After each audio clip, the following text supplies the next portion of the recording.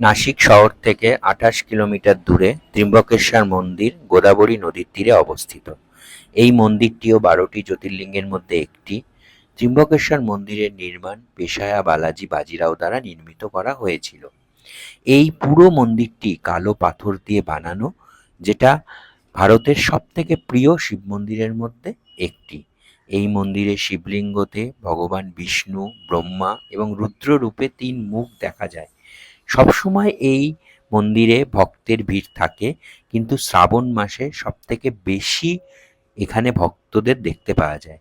কারণ শ্রাবণ মাস শিবের মাস এবং শ্রাবণ মাসে শিবকে পুজো করলে বা শিব মন্দির দর্শন করলে সেটা শুভ মানা হয়। তাই আমিও চলে গেছিলাম ত্র্যম্বকেশ্বর মন্দির।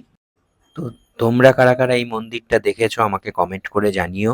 আর যদি আমার এই ভিডিওটা ভালো লাগে তো একটা লাইক, একটা শেয়ার করে দিও। তো দেখা হচ্ছে নেক্সট ভিডিওতে। আজকের জন্য tata, bye bye, thank you.